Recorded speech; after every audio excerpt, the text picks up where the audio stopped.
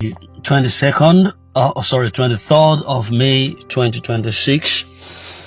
I want to address some important aspects of what is trending currently in the grant ecosystem. Many times in moments of issues like this, we have frustration pushing people into making conclusions before all the facts are available. And like in our ecosystem involving thousands of hopeful people, naturally, it is natural that our emotions would begin to really scale the heights, and just because expectations have been delayed. But in such moments like this, I've read comments, I've been in groups, I've listened to people at different times, within this same period. I feel so strongly that wisdom demands us to be restrained. It also demands us to have to think carefully and having the willingness to examine issues from every side before assigning blame to anyone. It's easy to join the crowd in making accusations. It's also harder to remain objective and ask difficult questions before condemning anyone. And I think truth must be established beyond every kind of emotion that we have or personal disappointments. That is when we can really function properly. Now, having said that, public opinion does not really count when it comes to issues of discourse. We just have to look in between the lines and be able to validate our inferences before making conclusion. Now, first, this issue about Reverend Moses and Apostle Ken, it has gained traction just within the shortest possible time. Every group is talking about it. Every media is talking about it. And I want to ask one simple question. I feel like Reverend Moses himself should possibly come out to tell the community whether Apostle Ken truly sent him to Brigadier General Usman Idoko with a message promising disbursement after Salah. And or if it is not so, I think time will tell. I don't think this should be difficult at all. If such a message was delivered to him, let him confirm it publicly.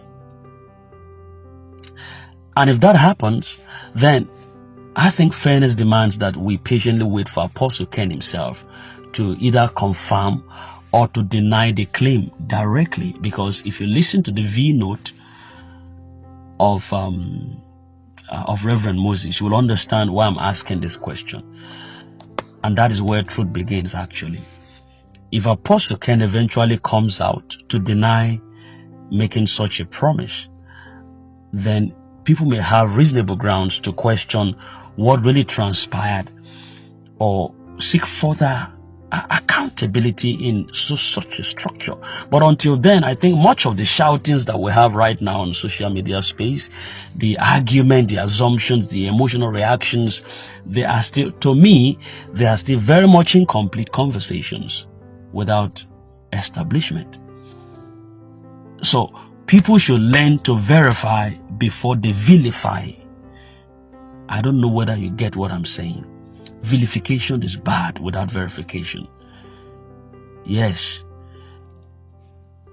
The ecosystem is so large, and people simply remain silent sometimes, not because they are daft or they don't know what they are doing.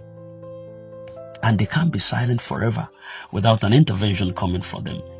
I want us to think so deeply on this matter. If Apostle Ken were truly involved in confirmed criminal activities on a national scale, would authorities simply ignore it? I don't think so. I don't think so. Would government institutions fold their hands and watch him? I don't think so. Would security agencies pretend not to notice it? I don't think so. And I think these are serious questions that requires us to have a logical thought And not just to conclude emotionally, the grant ecosystem is not hidden.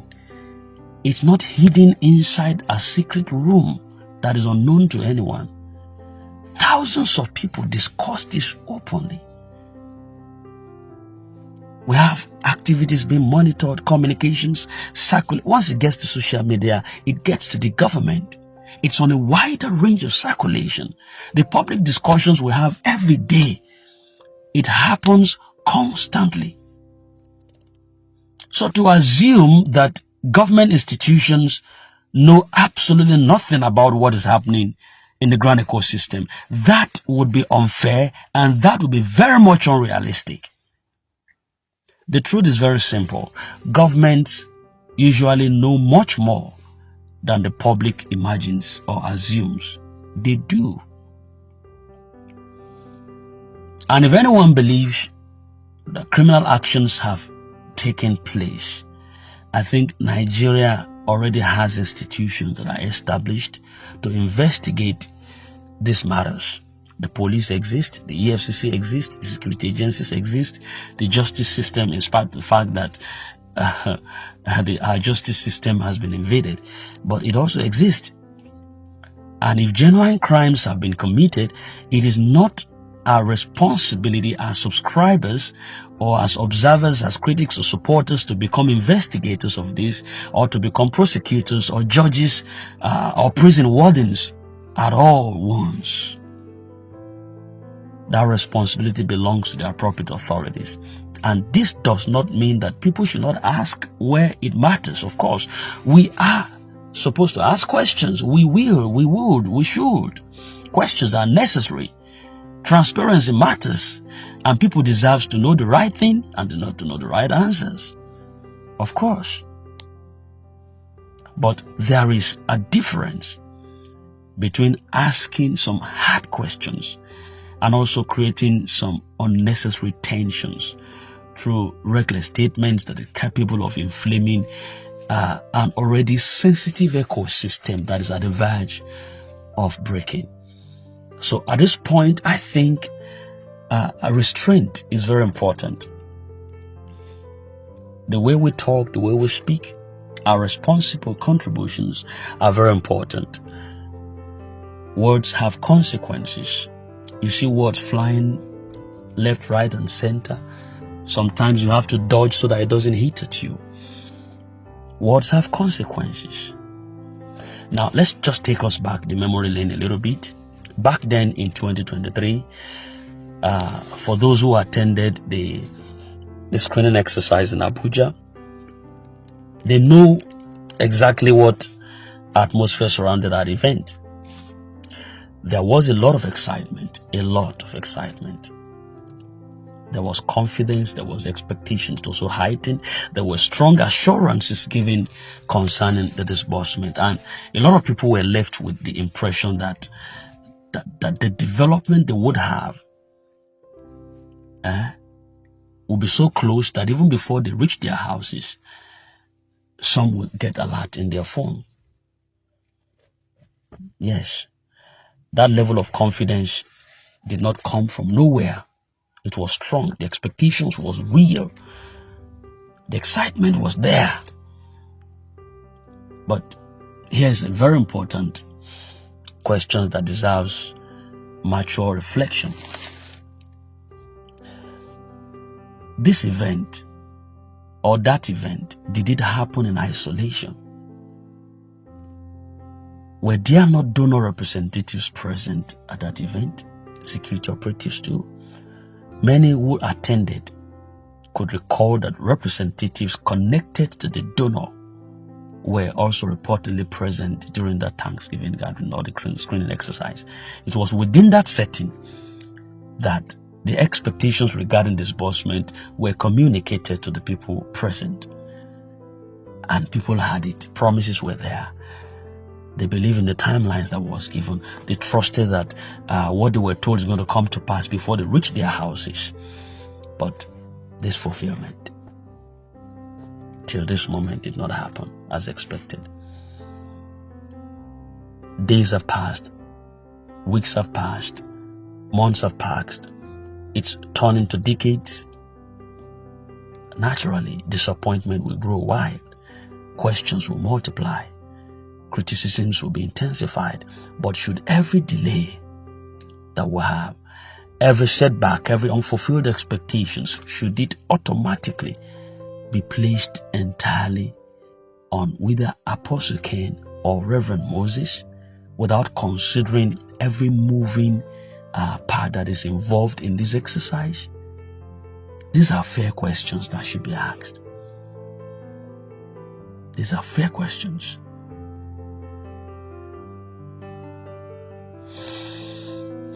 The reality is complicated, honestly. It's complicated. And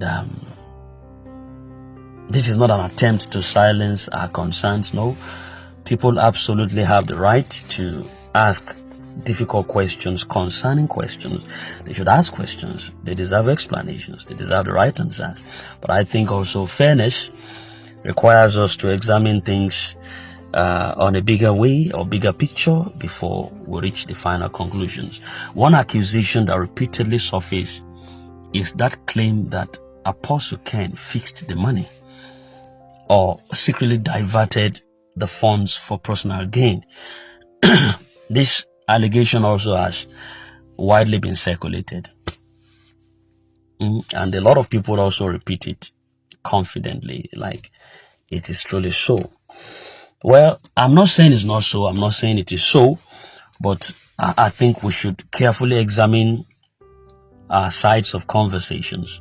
There are individuals who point out that contributions were reportedly raised to support Apostle Ken during the burial arrangement of his late mother. And according to accounts that were known among a lot of participants, expecting beneficiaries, his mother remained in the mortuary for a considerable period following the 2023 screening exercise before the burial arrangements were completed. Now, let's just pause and think carefully. If enormous sums of money were already sitting under his personal control, as some critics claim, why would community members need to contribute money to also assist during such a deeply personal situation and emotional engagement?